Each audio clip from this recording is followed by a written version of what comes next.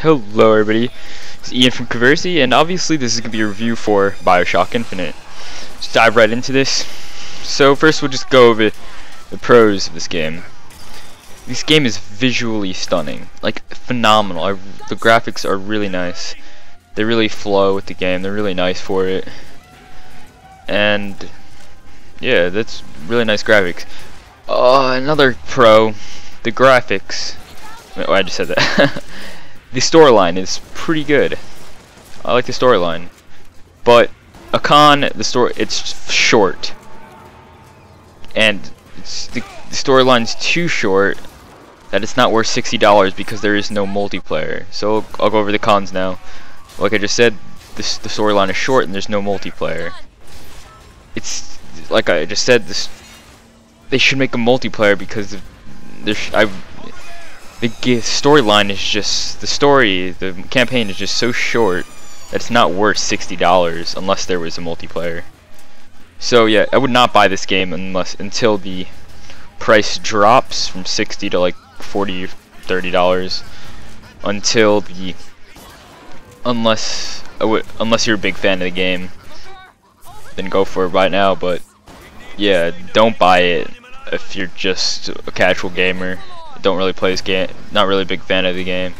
I personally got it for free since I bought an AMD graphics card, so they gave me 2 free games. I got Crysis 3 and BioShock Infinite for free.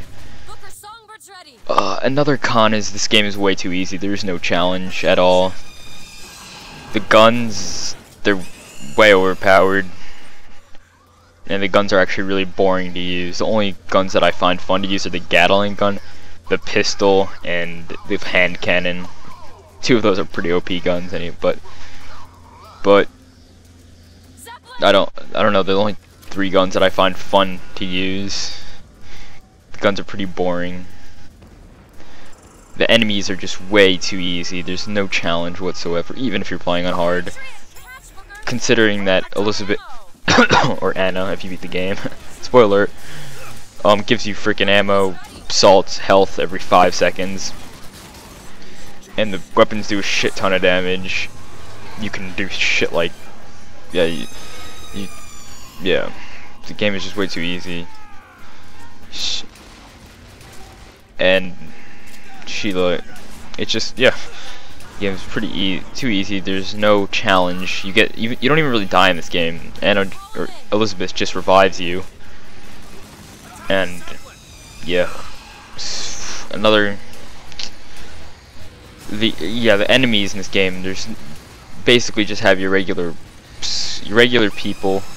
You'll have the Patriots, you have like some rocket launcher people, you have the handymen, maybe a few other bosses, but really the only people that are hard, that I think were actually hard in this game, that were somewhat hard, not even really hard, are the handyman, on that one level where you're in Comstop's castle, those things with the light beacon and the microphone with the loudspeakers as their head, that if they saw you they'd send a bunch of people wearing Patriots masks of you. That's the only part, that's something I found hard, not because the enemies are actually hard themselves, just there were so many of them and they all charged you in a tight space, and I had no ammo when I was doing that part too. And the Lady Comstock, those were like the only 3 enemies that were somewhat hard, and they weren't really that hard. Those are 3 if I had to pick the hardest. Like the Patriots are not hard at all to kill. As you can see, they're really easy. You can see me just ripping through them. And yeah, the regular enemies are just really easy. So what else?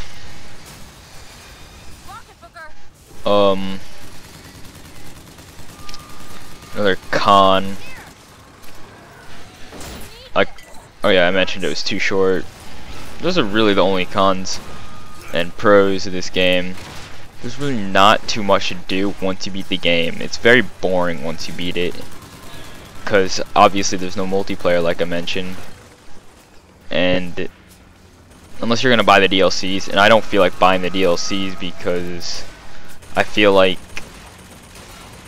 I'm not that big of a fan. I'm not a big enough fan of BioShock to actually buy the DLCs. So yeah, and unless one of the DLCs added multiplayer, which I doubt they would ever do, because that'd be kind of stupid, buying a DLC just to get multiplayer.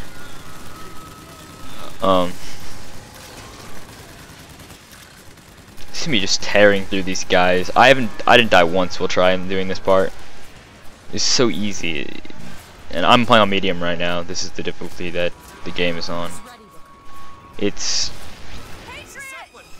just way easy. If I wouldn't, like I said, I would not advise buying this unless you're a big fan of the game, because there's no challenge. There's only a few pros, which is the storyline's pretty cool.